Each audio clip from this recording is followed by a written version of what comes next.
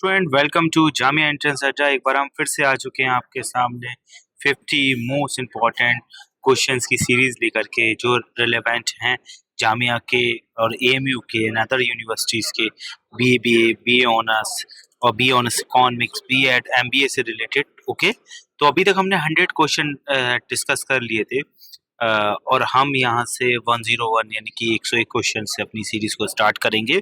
Okay, और उससे पहले मैं कुछ चीज़ें बता दूं। अगर आप जामिया एएमयू या फिर किसी यूनिवर्सिटी में एंट्रेंस की तैयारी कर रहे हैं और आप फ्री गाइडेंस चाहते हैं तो आप हमसे कांटेक्ट कर सकते हैं इस नंबर पर। ओके, व्हाट्सअप कर लीजिएगा इस नंबर पर 88, और चैनल पर भी मिल जाएगा 8810603643। ओके, इस सीरीज की या करंट अफेयर की या जो हमारा फ्री कंटेंट है उसकी पीडीएफ लेने के लिए भी आप इस नंबर पर व्हाट्सअप कर सकते हैं। इसके अलावा अगर आप चाहें, आपको अगर कोई प्रॉब्लम आती है कोई भी चीज़ फेस करने पे, तो आप उस पर भी हमसे कांटेक्ट कर सकते हैं। आप क्वेश्चन को डिस्कस करते हैं। The monetary policy committee of RBI plays a significant role maintaining the economic stability in India. Which of the following correctly explain the composition and authority of MPC? तो पहली बात तो समझो, मॉनेटरी पॉलिसी कमेटी जो RBI की होती है उसके बारे में मैं आपको पहले से चीज़ बता देता हूँ। एमपीसी जो आरबीआई की होती है 2016 में इसको एस्टेब्लिश करा गया था।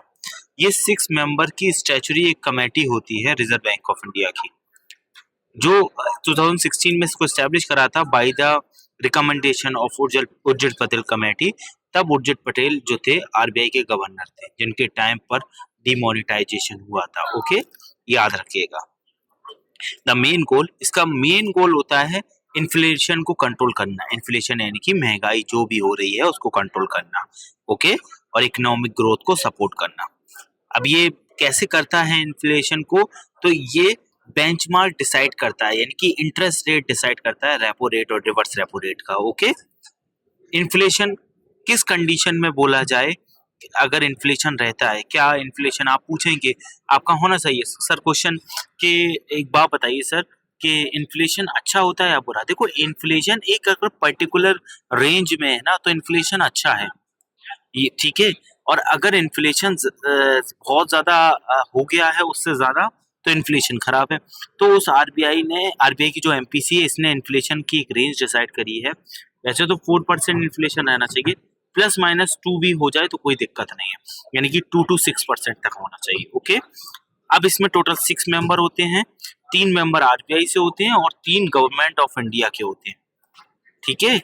ओके, इंक्लूडिंग आरबीआई गवर्नर, और 3 गवर्नमेंट ऑफ इंडिया के एक्सपर्ट होते हैं, मेंबर होते हैं। ओके, ओके, ये मीट करते हैं बाई मंथली, यानी कि 2 मंथ में एक बार इसकी मीटिंग होती है। ओके, यानी कि एक साल में 6 बार ये मीट करते हैं। ओके, इन केस अगर सपोज दैट 6 मेंबर में एक कंडीशन कोई ऐसी भी तो आ सकती है कि आरबीआई ने अगर डिसीजन, मतलब एमपीसी ने डिसीजन लिया, सपोज दैट एमपीसी ने डिसीजन लिया, तो आरबीआई के जो मेंबर थे उन्होंने अपनी तरफ वोट करा, गवर्नमेंट के जो मेंबर थे उन्होंने अपनी, तो टाई हो जाएगा।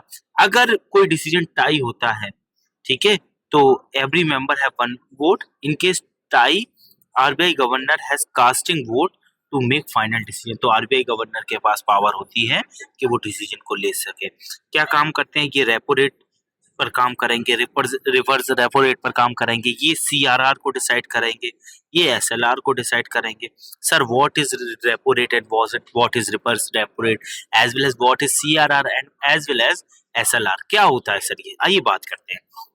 देखो, रेपो रेट वो रेट होता है जिस पर बैंक बोरो करती हैं फ्रॉम आरबीआई से, यानी कि लाइक बैंक एक तरफ ले लेते हैं, यानी कि एक बैंक है एसबीआई और ये आरबीआई। तो ऐसा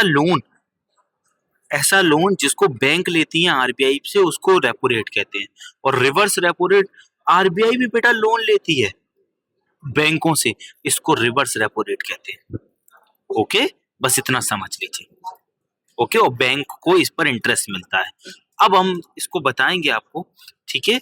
और एक बात ध्यान रखिएगा, एक गोल्डन रूल होता है, repo rate is always higher than reverse repo rate. हमेशा रिवर्स रेपो रेट से रेपो रेट बड़ा होगा। ठीक है, इसको ध्यान रखिएगा।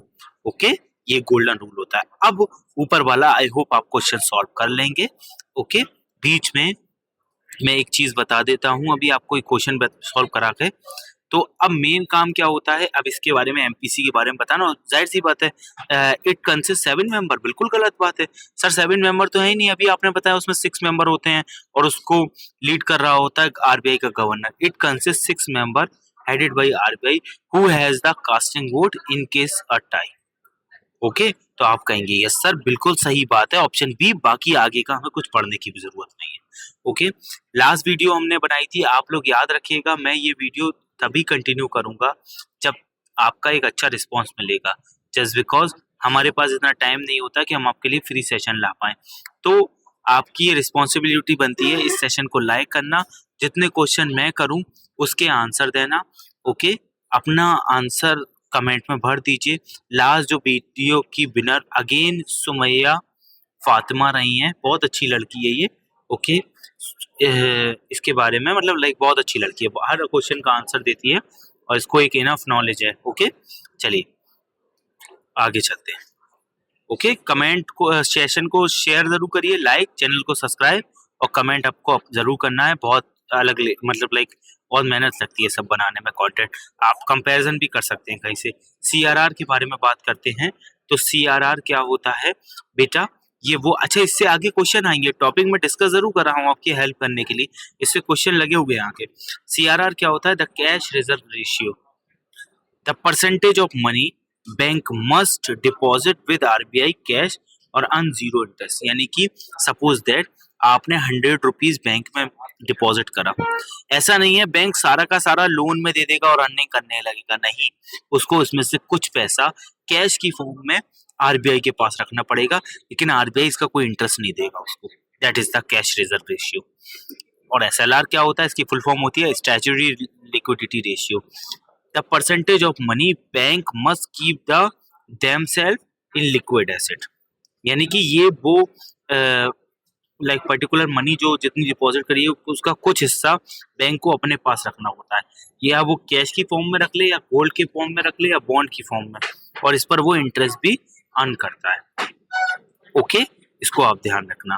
तो सीआरआर और एसएलआर में आप ये चीजें समझ सकते हैं। ओके, बैंक एसएलआर अपने पास रखता है और सीआरआर के आरबीआई के पास, ये कैश की फॉर्म में, ये कैश, गोल्ड या गवर्नमेंट बॉन्ड की फॉर्म में रखा जा सकता है। ओके, और इसमें इंटरेस्ट नहीं मिलता, इसमें इंटरेस्ट मिलता है। इकोनॉमिक इम्पैक्ट, देखो यार एक चीज को ध्यान रखना, जब भी हाई इन्फ्लेशन होता है तब सीआरआर और एसएलआर इंक्रीज कर दिया जाता है, तो उससे इन्फ्लेशन कम हो जाता है। अब ये डिसीजन कौन लेता है, एमपीसी लेती है। ओके, यानी कि आरबीआई लेती है। ओके, और जब स्लो ग्रोथ हो या फिर डिसइन्फ्लेशन हो, तब उस कंडीशन पे आरबीआई क्या करती है, सीआरआर और एसएलआर डिक्रीज कर देती है, जिससे ग्रोथ होने लगती है और इन्फ्लेशन लाइक बढ़ने लगता है। ग्रोथ होना मतलब ग्रोथ होने लगती है। अब सर ये कॉन्सेप्ट को मुझे समझाइए, कैसे होता है कैसे नहीं होता है, आइए इस कॉन्सेप्ट को समझते हैं। ओके, कमेंट में बताइए राइट नाउ आरबीआई के गवर्नर कौन है। ओके, चलिए सपोज दैट ये सीआरआर है, ये एसएलआर है, पर्टिकुलर मनी है। ठीक है, अगर इन्फ्लेशन हो रहा है इसका मतलब मार्केट में पैसा ज्यादा है, हर इंसान के हाथ में पैसा ज्यादा है और बैंक्स लोगों को पैसा दे रही हैं लोन की फॉर्म में। आरबीआई क्या करेगा, इन्फ्लेशन महंगाई की कंडीशन में सीआरआर और एसएलआर बढ़ा देगा। पहले कह रहा था 10 रुपीज रखो, अब कह रहा है 100 रुपीज रखो भाई, अब इसको कुछ मेरे पास में कुछ अपने पास में, ये आपको लोन की फॉर्म में नहीं देना है। तो बैंक्स यहाँ रखेंगी, फिर लोन कम देंगी। जब लोन कम देंगी तो मार्केट में कम रुपया पहुंचेगा, तो लोगों के पास भी कम रुपया रहेगा, और जब लोगों के पास बच्चा कम रुपया रहता है तो लोगों के पास में कमी आएगी, और कमी जब आएगी तो लोग कम खर्चे करेंगे तो इन्फ्लेशन भी कम हो जाएगा। ठीक है, इस चीज को ध्यान रखना। सपोज दैट अभी मैं बताऊं आपके पास 100 रुपीज है और 5 रुपीज का पार्ले जी का बिस्किट है, तो आप अभी 20 खरीदने की कैपेबिलिटी रखते हैं। तो इस कंडीशन में जब कमोडिटी का मांग बढ़ती है, डिमांड बढ़ती है, जब डिमांड बढ़ेगी तो इसका प्राइस हाइक हो जाएगा। ठीक है, और अगर आपके पास अभी 5 रुपीज है तब एक ही बिस्किट का पैकेट ले सकते हैं, तो आप डिमांड नहीं बढ़ेगी, और जब डिमांड नहीं बढ़ेगी तो इन्फ्लेशन नहीं बढ़ेगा। पर्टिकुलर टाइम पर, लाइक जैसे कोविड का टाइम देखे, वहां पर पर्टिकुलर कम्युनिटी, जैसे मेडिकल कम्युनिटी जो थी, उनका प्राइस बढ़ने का रीजन ही ये था, उनकी डिमांड बढ़ गई थी और सप्लाई बिल्कुल थी नहीं। आज ईरान इजराइल वॉर की वजह से जैसे एलपीजी की सप्लाई नहीं है, तो एलपीजी का डिमांड बढ़ गई है और इन्फ्लेशन भी उसमें बढ़ा हुआ है। ठीक है, इस चीज को ध्यान रखना। आते हैं the reserve bank of India control the inflation. Question पीछे वाले उससे ही लगा हुआ है। Through the several monetary policy instrument which of the following best explanation function of cash reserve ratio. ठीक है, तो कैश रिजर्व रेशियो के बारे में मैंने आपको बता दिया। Okay, it is the amount bank invest private company. गलत बात है, बैंक का इन्वेस्ट करती है। कैश रिजर्व रेशियो तो कैश की फॉर्म में बैंक को आरबीआई के पास रखना पड़ता है, जिस पर कोई इंटरेस्ट नहीं अभी बता करके आया। ठीक है, it is the portion deposit bank must maintain with RBI in cash form without earning interest. सही बात है, कुछ और आगे की पढ़ने की जरूरत ही नहीं। Okay, statutory liquidity ratio help RBI regulate, ठीक है, credit growth and ensure safety commercial bank which statement ठीक है regarding SLR is correct. SLR can only maintain in gold. गलत बात है, बिल्कुल गलत बात है। गोल्ड कहाँ, ये तो कैश की फॉर्म में हो सकता है, गोल्ड की फॉर्म में भी, as well as government security की फॉर्म में भी हो सकता है।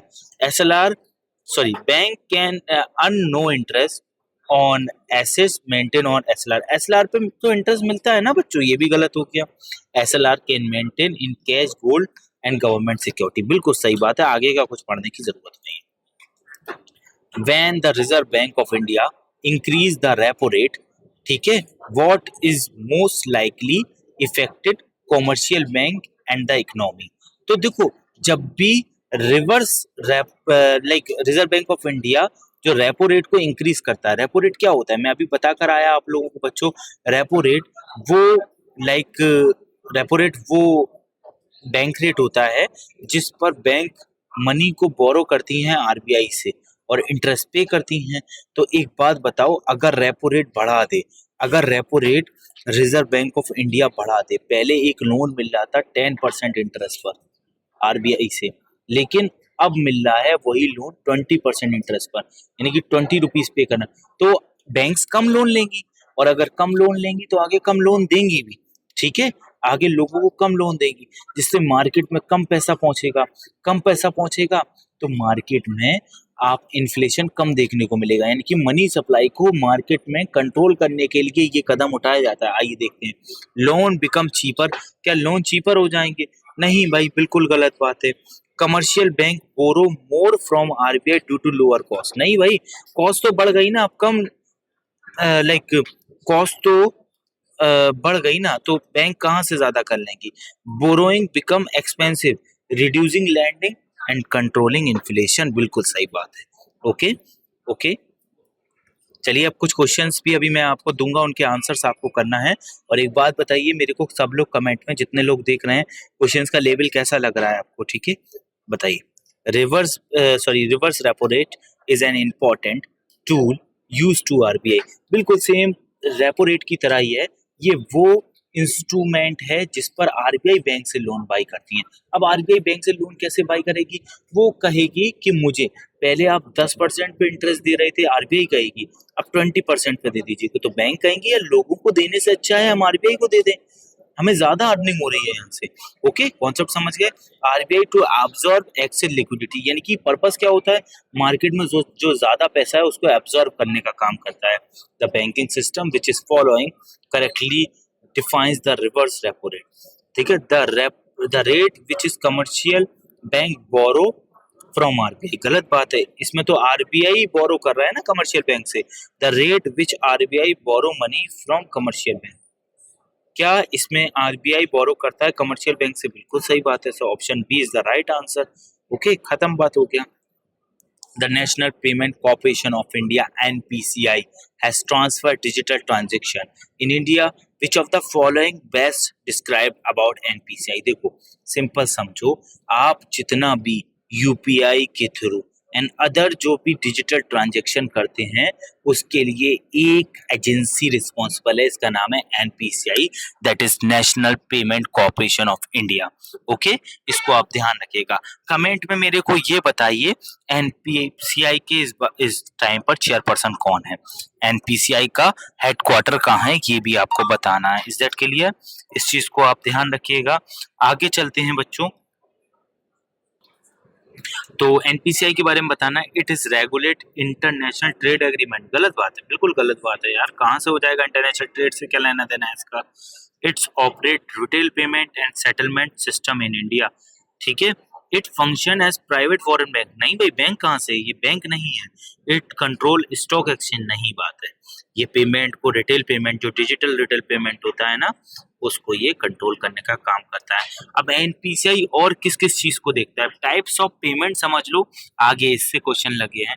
देखो बच्चों, आज आप में से हर इंसान यूपीआई यूज करता है। आप कहेंगे यस सर, मैं तो करता हूँ यूपीआई यूज।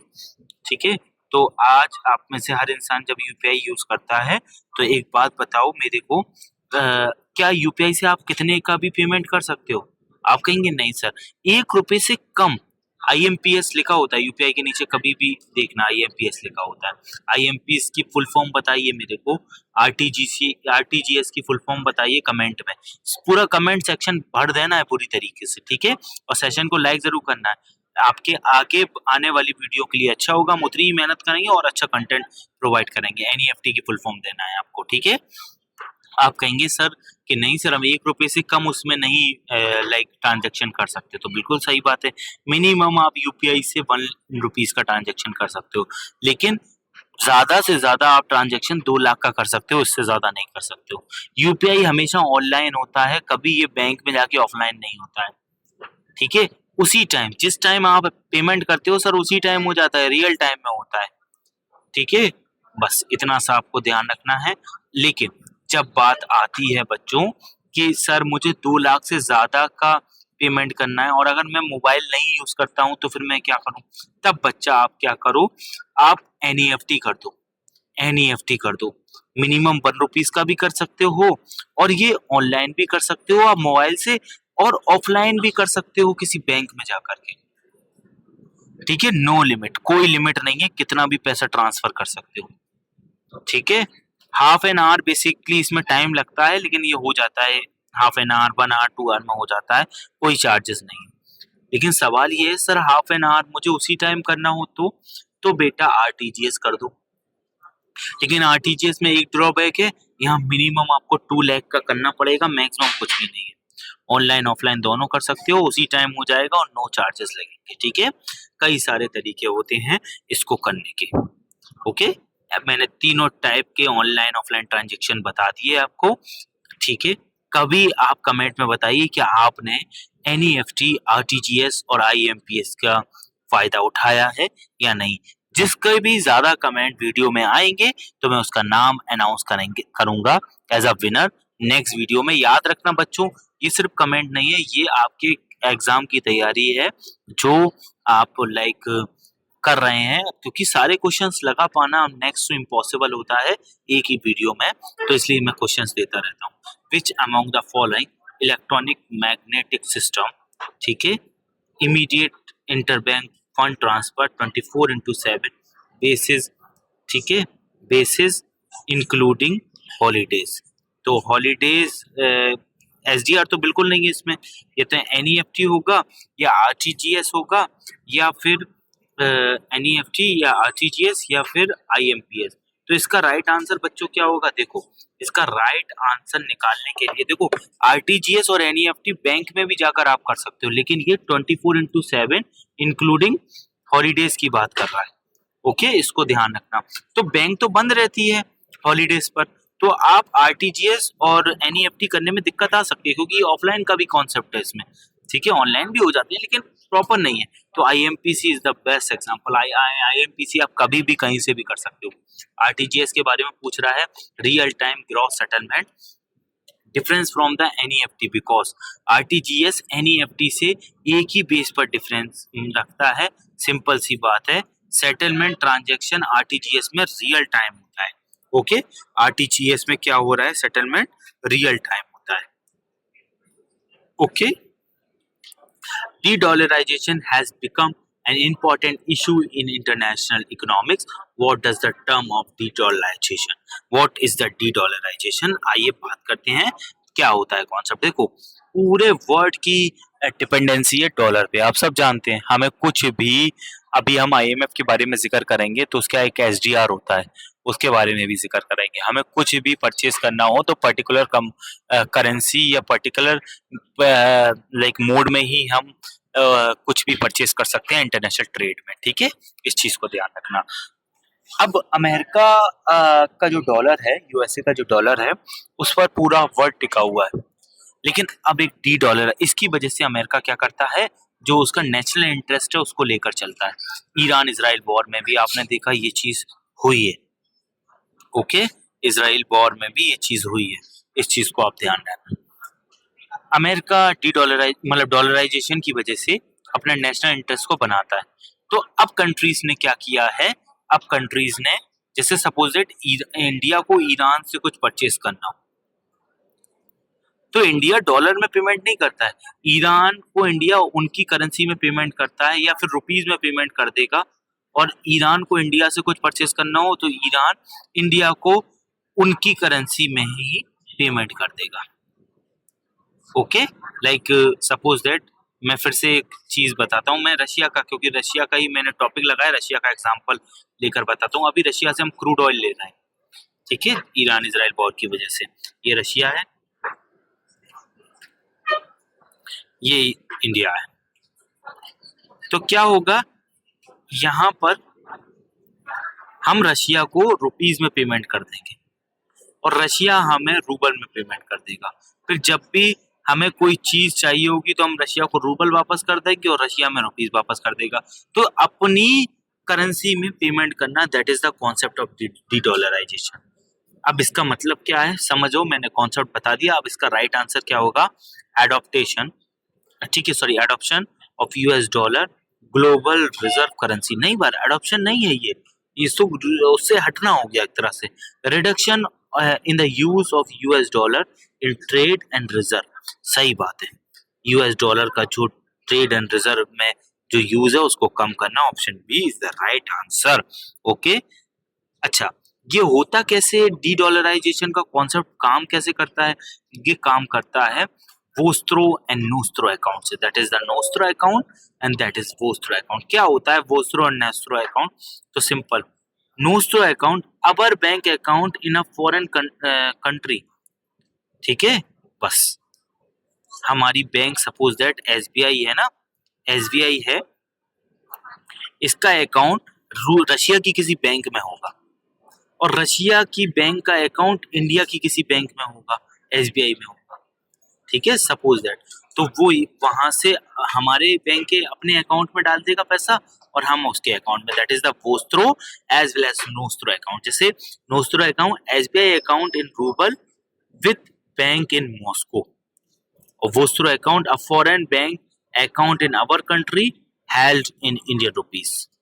ओके, वो इंडियन रुपीज में पैसे डालेगा वहां से, in US bank account in, ठीक है। यहाँ पर यूएस कट करके आप रशिया लिख लीजिएगा, इन Russian bank account in INR with the SBI in Mumbai. Okay, बस एग्जांपल के तौर पे मैंने आपको समझाना था, समझा दिया। अब नोस्त्रो वोस्त्रो से आपका वो लगा हुआ है क्वेश्चन, देख लीजिए। In international banking terminology nostro refers to, तो नोस्त्रो अकाउंट क्या होता है? द नोस्त्रो अकाउंट इज, आइए देखते हैं, नोस्त्रो अकाउंट होता है an account maintaining bye foreign bank in India. गलत बात है, वो तो वोस्त्रो होता है, ठीक है। An account maintain by India, by an India in a foreign country, that is the right answer, nostro account यही होता है, ठीक है। थोड़ा कंफ्यूजन है, नोस्त्रो वोस्त्रो को से थोड़ा सा पढ़ लेना, पूछा गया है आपसे question. SDR were introduce strengthen, ठीक है, global financial stability and reserve, वो विच ऑर्गेनाइजेशन क्रिएटेड, ठीक है, क्रिएटेड एसडीआर 1969। तो ठीक है, स्पेशल ड्राइंग राइट नाम की एक बास्केट है। बास्केट का मतलब क्या है, इसमें 5 करेंसीज का जिक्र करा गया है, एसडीआर उसे बोला गया है। 1969 में ये 5 करेंसी का जिक्र करा था IMF ने, और इसने बोला था कि आप इंटरनेशनल ट्रेड इसमें कर सकते हैं। SDR, it is the IMF इसका राइट आंसर होगा। कमेंट में बताइए वर्ल्ड बैंक के चेयरमैन अभी कौन है, एशियन डेवलपमेंट किसने स्टैब्लिश किया था, IMF के चेयरपर्सन कौन है और WTO के चेयरपर्सन कौन है। ये चारों आंसर कमेंट में दीजिए। Okay. Special drawing right is an international reserve asset created by IMF। तो SDR से डायरेक्ट क्वेश्चन आता है, SDR को क्रिएट करने वाला कौन है, तो आपको पता होना चाहिए वो है IMF है, इंटरनेशनल मॉनेटरी फंड। IMF का हेडक्वार्टर कहाँ है ये भी कमेंट में बताइए। It to boost country foreign exchange reserve, how to get, आप IMF बोलता है 5 ये करेंसीज हैं, इनमें ही आप इंटरनेशनल ट्रेड कर सकते हैं, जिसमें US डॉलर है, यूरो है यूरोपियन यूनियन का, चाइनीज येन युआन है, जापानीज येन है एंड ब्रिटिश पाउंड है। ओके, इसको ध्यान रखिएगा। आपसे पूछ लेगा कि कौन सी करेंसी लाइक SDR में शामिल नहीं है, तो आपको पता होना चाहिए कुछ इनको, इनके अलावा कोई भी करेंसी SDR में मेंशन नहीं है। Okay, is that clear? आगे चलते हैं। विच among the best describe a bond, तो बॉन्ड के बारे में क्या सही बात है उसके बारे में हम बात करेंगे। तो देखो बॉन्ड क्या होता है पहले ये समझो, ठीक है। बॉन्ड एक टाइप का इंस्ट्रूमेंट होता है, एक टाइप का पेपर होता है। ओके ओके, जिस पर क्या होता है, कोई भी कंपनी या कोई गवर्नमेंट एक पेपर रिलीज करती है, सपोज दैट उसका उसने प्राइस 50 रुपीज रख दिया, इसको जो भी खरीद लेगा ना वो उसके पास चला जाएगा, और इसमें लिखा होता है पर्टिकुलर टाइम के बाद हम ये आपसे 60 रुपीज का वापस खरीद लेंगे। तो क्या होता है, a short term agriculture loan instrument, सिर्फ एग्रीकल्चर से रिलेटेड नहीं है, गलत बात है। शॉर्ट टर्म भी हो सकता है, लॉन्ग टर्म भी हो सकता है। बॉन्ड का कुछ ऐसा नहीं है पर्टिकुलरली वो लॉन्ग टर्म ही होगा, दोनों हो सकते हैं। पब्लिकली ट्रेडेड लॉन्ग टर्म डेब्ट सिक्योरिटी, ठीक है, is the right answer. A share issue by only private company, नहीं, गवर्नमेंट भी कर सकती है इसको issue. Currency issue bye RBI, bond कहाँ से करेंसी हो गया, वो तो पेपर होता है, ठीक है। तो पब्लिकली ट्रेडेड लॉन्ग टर्म डेब्ट सिक्योरिटी होता है। ओके, NPA के बारे में कौन सी बात सही है, according to the RBI norms a loan account, ठीक है, become NPA that is the non performing asset when. तो सिंपल सी बात समझो, इसका जो राइट आंसर होगा वो होगा, सपोज दैट NPA क्या होता है, मैं एक चीज बता दूं, सपोज X एक पर्सन था, जस्ट अ मिनट इसको बड़ा कर लेता हूं अब, ठीक है। X एक पर्सन था, इसने SBI से लोन लिया था, ठीक है, और वो यहाँ के लोन को लेकर के लाइक उसने SBI से लोन लिया, लेकिन ना ही अब वो इंटरेस्ट पे कर रहा है और ना ही लोन दे रहा है, कंसिस्टेंटली 90 डेज तक उसका यही हाल था। तब RBI के नॉर्म्स के अकॉर्डिंग ये लोन नॉन परफॉर्मिंग एसेट होगा। अब इसने जो भी चीज एज अ कोलेटरल के तौर पर रखी होगी SBI के पास, तो SBI उससे अपने पैसे वसूल करने की कोशिश करेगा। बस सिंपल सी बात समझो। तो NPA क्या है, repayment delayed more than 30 days, नहीं 60 डेज का भी कोई जिक्र नहीं है। इंटरेस्ट ऑफ प्रिंसिपल, इंटरेस्ट और प्रिंसिपल रिमेन, ठीक है, over due from a more than 90 period is the right answer. Okay okay, तो इस देश में कई सारे लोगों ने लोन नहीं दिया, तो उनके भी चीजों को पैसा लाइक NPA डिक्लेयर कर दिया गया था, जितने भी कोलेटरल थे उनके, ठीक है। इसको आप कमेंट में बताइए, ऐसा कोई बड़ा एग्जांपल देखने को मिलता है आपको जिसकी चीजों को लाइक जिसके कोलेटरल्स को NPA डिक्लेयर करा गया हो और उससे अपना पैसा वसूल करा करा हो। बहुत सारे एग्जांपल इंडिया में, लेकिन आपको कमेंट में बताना है। आगे चलते हैं। SIDBI was establish primary to prime, ठीक है, प्राइमरी टू, तो सिडबी जो लाइक सिडबी जो है बेसिकली ये किसके लिए है बेटा, ये स्मॉल स्केल इंडस्ट्रीज को प्रमोट करने के लिए एक ऑर्गेनाइजेशन है सिडबी। फुल फॉर्म आपको बताना है सिडबी की क्या होगी, ठीक है। स्मॉल स्केल इंडस्ट्रीज को यानी कि MSMEs को प्रमोट करने के लिए, लास्ट आई थिंक नेक्स्ट मतलब लास्ट टू लास्ट क्लास में मैंने बताया ही था MSMEs के बारे में। बताइए, micro small and medium enterprises जो होते हैं उसमें इन्वेस्टमेंट कितना कितना लगता है। ओके, इसको बताइए, क्योंकि अभी 1-1.5 साल पहले उनकी जो थी जो उनका इन्वेस्टमेंट का जो इन्वेस्टमेंट की मिनिमम लाइक अमाउंट था ना उसको चेंज करा गया था।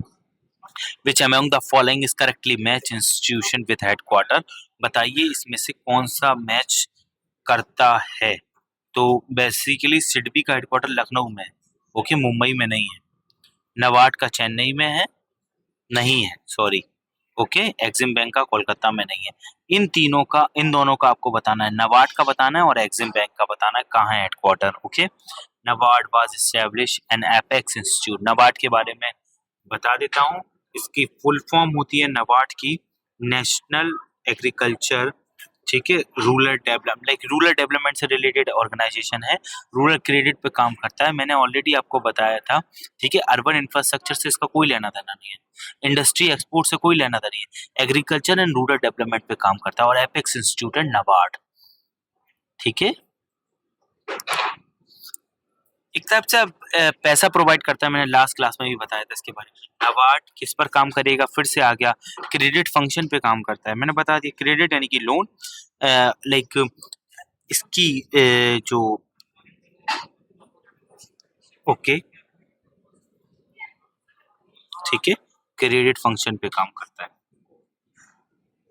सॉरी मैं ये पढ़ नहीं पाया था, यहाँ नोट लिखा हुआ है, पूछ रहा है इनमें से कौन सा फंक्शन नबार्ड का नहीं है। तो क्रेडिट पे काम करता है, डेवलपमेंट फंक्शन पे भी, रूरल इलाके में डेवलपमेंट का भी इसका काम है। रेगुलेटरी फंक्शन भी, अगर काम नहीं करता जा रहा है रूरल इलाके में तो उस चीज को रेगुलेट भी करता है, ठीक है। स्टॉक एक्सचेंज से इसका कोई लेना देना नहीं है, सॉरी वो मैं नोट नहीं पढ़ पाया था। EXIM bank established in 1982 mainly to, तो एक्सिम बैंक को स्टैब्लिश करा गया था 1982 में, ठीक है। रेगुलेट कोऑपरेटिव बैंक, गलत बात है, बिल्कुल गलत बात है। Assist export and import financially, सही बात है। एक्सिम बैंक अभी मैं बताऊंगा आगे चल के, एक्सिम बैंक का काम जो था, एक्सिम बैंक का हेडक्वार्टर कहाँ है ये बताइए जरा सा, और मेनली किस काम के बारे में, मतलब क्या काम करता है, वो सारे के सारे काम लिखिए। इसका मेन काम है इम्पोर्ट एक्सपोर्ट को प्रमोट करना, ओके, बस। इंश्योरेंस कंपनी को सुपरवाइज करना इसका कोई काम नहीं है, ठीक है। फॉरेन करेंसी तो आरबीआई का काम होता है, इसका काम कहाँ से आ गया। आईसीआईसीआई, कई लोग एग्जाम में लगाएंगे, कोई बड़ी बात नहीं है, हर किसी के लिए एग्जाम होता भी नहीं है। 90% पॉपुलेशन एग्जाम में भीड़ बढ़ाने के लिए पैदा हुई होती है। ICICI was originally establish in 1955। तो आईसीआई बैंक आपने देखी होगी, वही है ये। तो वैसे तो ये बैंक की फॉर्म में भी काम करती है, लेकिन मेनली ये जब स्टैब्लिश करी गई थी तो इसका जो मेन काम था वो था provide loan from industrial development, यानी कि इंडस्ट्रीज को सपोर्ट करना इसका काम था। आईसीआईसीआई की फुल फॉर्म बताइए क्या है। एग्रीकल्चर क्रेडिट को ये काम नहीं करता, नबार्ड काफी है उसको। स्टॉक एक्सचेंज के लिए सेबी काफी है, ठीक है। इन्फ्लेशन के लिए आरबीआई की मॉनेटरी पॉलिसी काफी है। तो बस ये सब काम है, मैंने सब कुछ बता दिया। IDBI is regarded as, IDBI के बारे में अगर हम बात करें, इट्स रिगार्ड, तो आईडीबीआई की फुल फॉर्म आपको बताना है। तो आईडीबीआई का मेन काम, ये भी एक टाइप से अब बैंक की तरह फंक्शन करती है, लेकिन एक बैंक की तरह तो काम करती है, लेकिन इसका एक काम और है, वो है, आगे पढ़ते हैं, apex institute for industrial finance in India, the central regulate of mutual fund, mutual fund के लिए काम नहीं करता है, ठीक है, इसको याद रखिएगा। In India agriculture development bank, गलत बात है, वो मैनुअली। आईएमएफ एक ब्रांच है आईएमएफ की, गलत बात है, ये इंडस्ट्री को फाइनेंस करता है, option number is the right. UTI unit trust of India, ठीक है, इसका हेडक्वार्टर बताइए कहाँ पर है। करेंसी प्रिंटिंग का बिल्कुल काम नहीं करता है, स्मॉल सेविंग्स का काम करता है, ठीक है। यूटीआई स्मॉल सेविंग्स का काम करता है। आप एक चीज को और ध्यान रखिए, इस वीडियो के डिस्क्रिप्शन में हमारा ग्रुप है, लाइक इस वीडियो के डिस्क्रिप्शन में हमारा ग्रुप है और हेल्प डेस्क चैनल है, उसको, उन दोनों को ज्वाइन कर लीजिए। हेल्प डेस्क चैनल पर आपको सारे नोटिफिकेशन मिलते रहेंगे, और जो ग्रुप है वहाँ पर आपको गाइडेंस मिलती रहेगी, okay. The national stock exchange was establish in India on the recommendation of, तो चलिए एनएसई और बीएसई के बारे में थोड़ा सा पहले समझ लेते हैं। देखो, आपने स्टॉक एक्सचेंज का तो नाम सुना ही होगा, शेयर मार्केट का गिरना बढ़ना, ये बेसिक सी चीज है। तो इंडिया में बहुत सारे स्टॉक एक्सचेंज हैं, मेनली उसमें दो ही हैं, एक BSE that is the Bombay stock exchange, और एक NSE, okay. Bombay stock exchange Asia का ओल्डेस्ट स्टॉक एक्सचेंज है, तो जाहिर सी बात है, जब 1875 में बना तो ये इंडिया का भी होगा। और इसका जो इसका जो वो आता है सेंसेक्स के नाम से आता है, ठीक है, ओके। और नेशनल स्टॉक एक्सचेंज इंडिया का सबसे बड़ा स्टॉक एक्सचेंज है। भले ही बॉम्बे स्टॉक एक्सचेंज ओल्डेस्ट है, लेकिन ये सबसे बड़ा नहीं है। और ये इसका जो इसका जो इंडेक्स आता है वो निफ्टी 50 के नाम से आता है, ठीक है। इसमें बॉम्बे स्टॉक एक्सचेंज में टॉप 30 कंपनी को ही दिखाया जाता है और एनएसई में टॉप 50 कंपनीज को दिखाया जाता है। तो यहाँ पर आप देख लीजिए, बीएसई ओल्डेस्ट है और एनएसई मॉडर्निस्ट है, ओके। इसका जो होता है सेंसेक्स होता है, टॉप 30 कंपनी को ही लिस्ट दिखाया जाता है। रजिस्टर्ड तो बहुत सारी हैं, ऑलमोस्ट 5400 कंपनी रजिस्टर्ड है इसमें, लेकिन किसका स्टॉक दिखाया जाएगा? सिर्फ टॉप 30 कंपनी का। यहाँ पर टॉप 50 कंपनीज का ही दिखाया जाएगा, ठीक है, बस, ओके। इसको ध्यान रखिएगा। और जो नेशनल स्टॉक एक्सचेंज था, ये किसके रिकमेंडेशन पर बना था? ये बना था जाकर के आपका जो फिरमानी कमेटी थी उसके रिकमेंडेशन पर। बताइए, सरकारिया कमेटी जो थी, इसके रिकमेंडेशन पर इंडिया में क्या इम्प्लीमेंट हुआ? रंगराजन कमेटी के रिकमेंडेशन पर क्या इम्प्लीमेंट हुआ, कमेंट में ये बताना है आपको। और नरसिम्हन कमेटी के रिकमेंडेशन पर क्या इम्प्लीमेंट हुआ, ठीक है। आगे चलते हैं। Which institute is consider a promoter of NSE? तो एनएसई को प्रमोट करने वाला, जस्ट बिकॉज ये स्टॉक एक्सचेंज है तो सारे के सारे स्टॉक एक्सचेंज को प्रमोटर होता है SEBI, security exchange board of India. इसके डायरेक्टर या फिर चेयरपर्सन का नाम बताइए। अभी recently last to last year देखा गया, इसके जो चेयरपर्सन थी माधवी बुच, उन पर कुछ करप्शन के एलिगेशंस थे, उनको हटा करके अब कुछ नया बना है। तो बताइए उनके चेयरपर्सन का क्या नाम है, ओके। माधवी बुच पर ये एलिगेशन थे कि उन्होंने यहाँ की जो सीक्रेट इंफॉर्मेशन थी वो लीक की थी। The Bombay stock exchange is popularly known as, तो बेसिकली बॉम्बे स्टॉक एक्सचेंज को एक नाम से और जाना जाता है, इसको जाना जाता है दलाल स्ट्रीट के नाम से। विच among the following is oldest stock exchange? सब को पता है, BSE is the oldest. SEBI was initially establish 1988 में। देखो 1988 में सेबी एस्टैब्लिश हो गया था, लेकिन जब ये एस्टैब्लिश हुआ था तो उस टाइम पर ये सिर्फ एक नॉन स्टैचुरी बॉडी था। बाद में इसको ऑटोनोमस बॉडी का दर्जा दिया गया। किस ईयर में इसको दिया गया था? 1992 में, ओके। ऑटोनोमस बॉडी वो बॉडी बेसिकली जो अपने डिसीजन खुद ले सकती है, okay. Which among the following is not function of SEBI? SEBI का काम क्या नहीं है? म्यूचुअल फंड को रेगुलेट करना, regulate capital market, recognise new stock, printing currency notes. तो प्रिंटिंग करेंसी नोट्स तो आरबीआई का काम है बेटा, ये कहाँ से एनएसई सेबी का काम हो गया? तो ये बिल्कुल गलत है। बाकी म्यूचुअल फंड को तो ये रिकॉग्नाइज करता ही करता है, रेगुलेट भी करता है, और कैपिटल मार्केट को भी रेगुलेट करता है। इसके अलावा न्यू स्टॉक एक्सचेंज को भी ये रिकॉग्नाइज करता है। Asia first export processing zone establish है। तो सबसे पहला एक एक्सपोर्ट प्रोसेसिंग जोन जो बनाया गया था, वो बनाया गया था आपका जा करके option number C, Kandla port. Kandla port बताइए, मैंने कल बताया था कहाँ लोकेटेड है, और ये किस इंटरनेशनल पोर्ट का सब्स्टिट्यूट है, okay. Special economic zone are establish mainly to, क्यों प्रमोट करे जाते हैं स्पेशली, क्यों बनाए जाते हैं special economic zone? Promote defence manufacturing नहीं भाई, encourage export with hassle free business environment, ठीक है, एक्सपोर्ट को इजी करने के लिए। आईबीआरडी के बारे में बताना है आपको। The international bank for reconstruction and development, IBRD commonly known as. तो इसको किस नाम से जाना जाता है आईबीआरडी को? बेसिकली देखो, जो वर्ल्ड बैंक है ना आपका, ये 5 अलग अलग इंस्टीट्यूट से मिलकर बना हुआ है। तो आईबीआरडी भी उसी में से एक है। तो किसका पार्ट हो जाएगा आईबीआरडी? तो आपका कहना होगा सर सीधा सीधा आईबीआरडी वर्ल्ड बैंक का काम पार्ट हो जाएगा। आइए वर्ल्ड बैंक ग्रुप को डिस्कस करते हैं।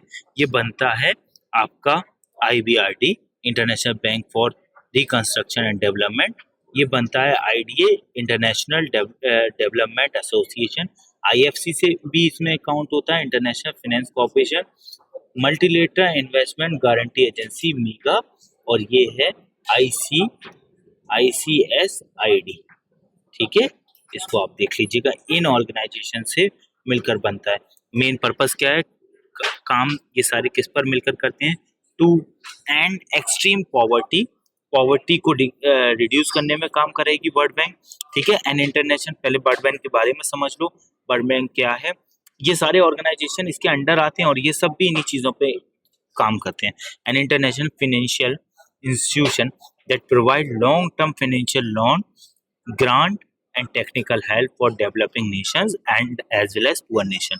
जैसे India is a developing nation, तो इंडिया को लॉन्ग टर्म लोन देगा। बेसिकली वर्ल्ड बैंक के पता है लोन बच्चों कैसे होते हैं। सपोज दैट इंडिया को उसने 500 करोड़ रुपीस दे दिया लोन, पता कितने साल के लिए। लॉन्ग टर्म लोन का मतलब ऐसा नहीं होता है 1 साल 2 साल, ना ना ना, बिल्कुल नहीं। 5 ईयर, 10 ईयर, 20, 50 ईयर, और इस पर इंटरेस्ट या तो बहुत कम होता है या होता ही नहीं। ग्रांट, पैसा एक बार दे देना और भूल जाना, ग्रांट मतलब गिफ्ट करना पैसा, ठीक है। और टेक्निकल हेल्प भी देगा, ठीक है, याद रखना। मेन पर्पस है पॉवर्टी को कम करना, promote shared global prosperity and finding and funding massive infrastructure, ठीक है, health, education and project, okay. ये काम बेसिकली करता है। 1944 में ब्रिटेन वुड कॉन्फ्रेंस में इसको स्टैब्लिश करा गया था। बेसिकली एक कॉन्फ्रेंस हुई थी ब्रिटेन वुड में, वहां पर 2 ऑर्गेनाइजेशन को बनाया गया था। अब ये ऑर्गेनाइजेशन कौन से हैं मैं बता देता हूँ। क्वेश्चन आपसे आता है, which of the following are Bretton Woods twins. तो ब्रिटेन वुड ट्विंस के नाम से कौन कौन से 2 ऑर्गेनाइजेशन जाने जाते हैं, ये आपको कमेंट में बताना है, ठीक है। वॉशिंगटन डीसी में इसका हेडक्वार्टर राइट नाउ। अजय बांगा इसके प्रेसिडेंट हैं, इसको ध्यान रखिएगा। ये इंडियन है, मतलब इंडियन अमेरिकन है, ठीक है। इंडिया में पैदा हुए थे या फिर इंडियन ओरिजिन से बिलोंग करते हैं, अब अमेरिका में सेटल है, वहीं की नेशनलिटी है इनके पास। कोर स्ट्रक्चर, अब इसमें कई सारे इंस्टीट्यूट हैं, IBRD, IDA, ठीक है, मीगा, ये सब। वर्ल्ड बैंक वर्सेस IMF के बारे में समझ लो। वर्ल्ड बैंक फोकस करता है लॉन्ग टर्म इकोनॉमिक डेवलपमेंट पर एंड इंफ्रास्ट्रक्चर प्रोजेक्ट पर। IMF फोकस करता है शॉर्ट टर्म फाइनेंशियल स्टेबिलिटी पर एंड, ठीक है, रिसेशन कंट्री, ठीक है, and rescuing country facing currency balance of payment crisis.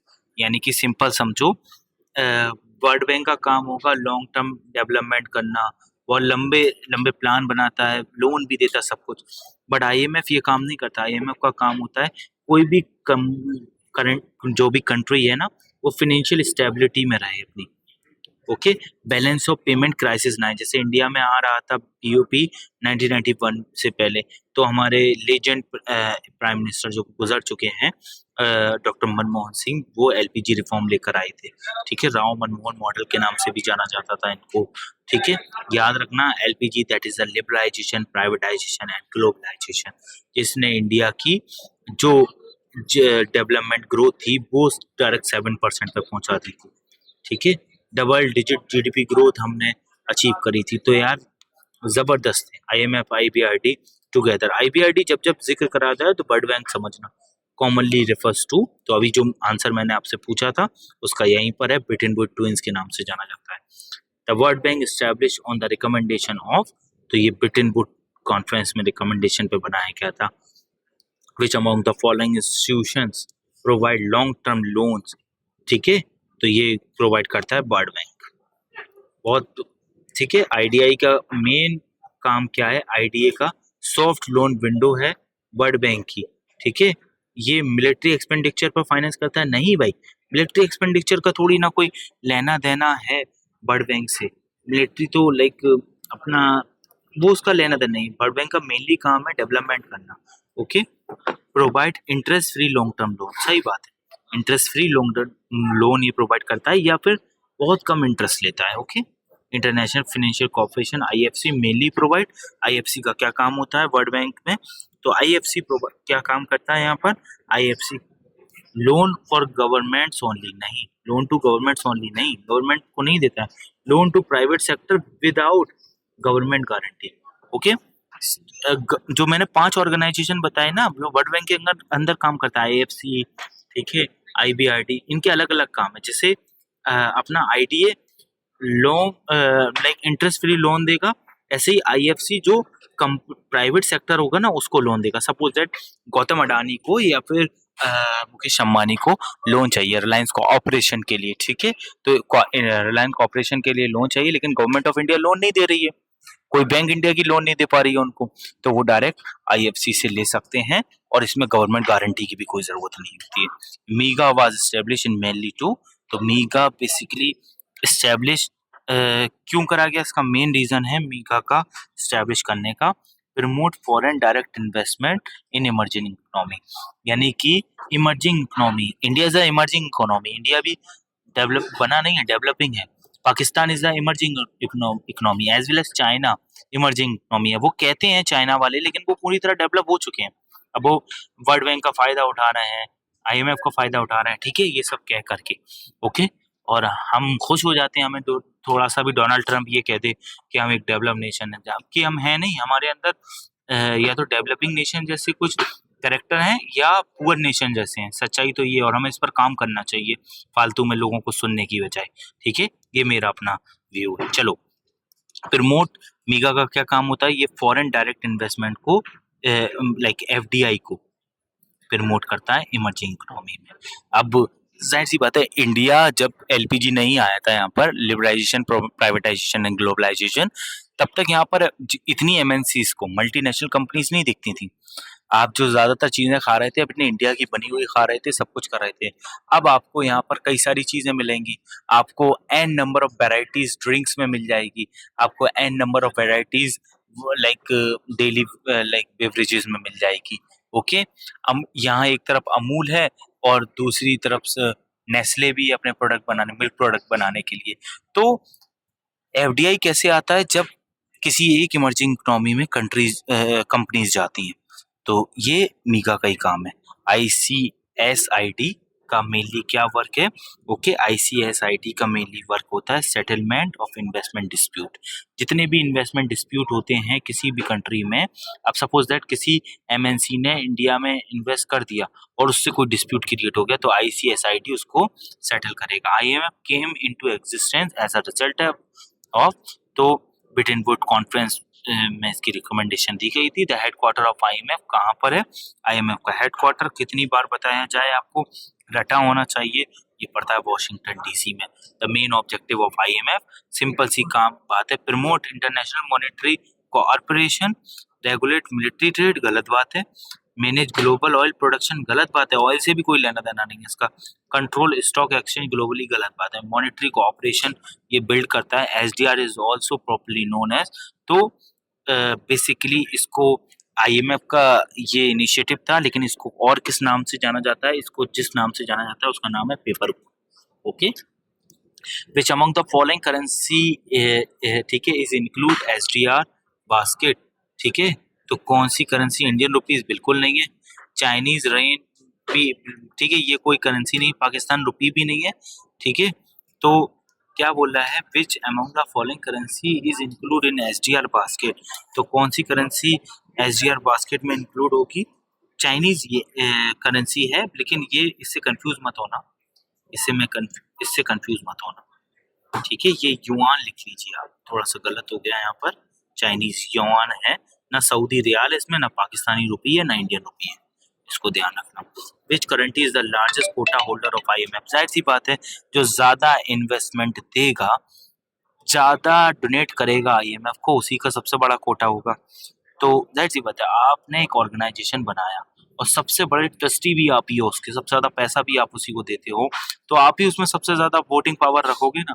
तो यहाँ पर भी ये आईएमएफ हो, वर्ल्ड बैंक को सबसे ज्यादा पैसा एक ही कंट्री देती है, उसका नाम है यूनाइटेड स्टेट ऑफ अमेरिका, तो सबसे बड़ा कोटा उसी का है, ठीक है, इसको ध्यान रखना।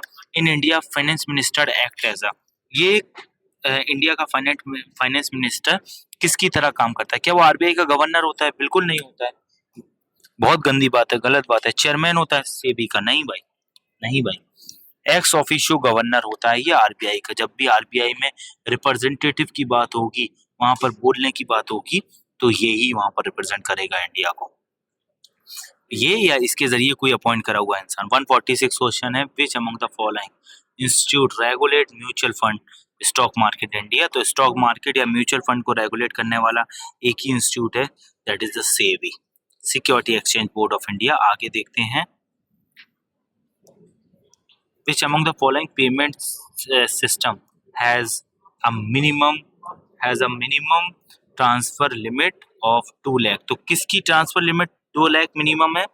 आईएमपीएस की भी नहीं है, यूपीआई की भी नहीं है, इसके अलावा जो ट्रांसफर लिमिट है वो है लाइक आरटीजीएस की। Question number 148, which institution is primary responsible for creating, ठीक है, अपना secure and efficient retail payment infrastructure in India? तो इसका राइट आंसर होगा ऑप्शन नंबर बी, एनपीसीआई।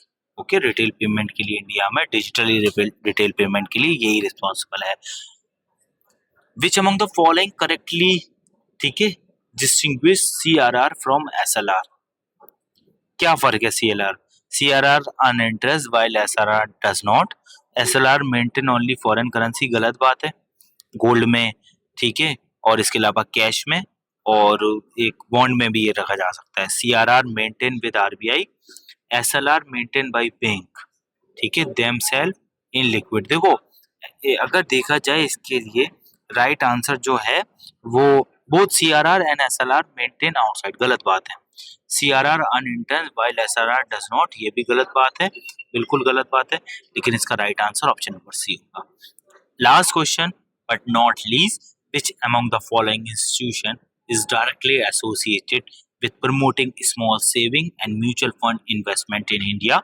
तो that is the, आप सबको मैं अभी बता कर आया था, उसका नाम है यूटीआई। यूटीआई की फुल फॉर्म बताइए, अभी कमेंट में बताया था। लास्ट वीडियो की जो विनर थी सुमैया फातिमा थी।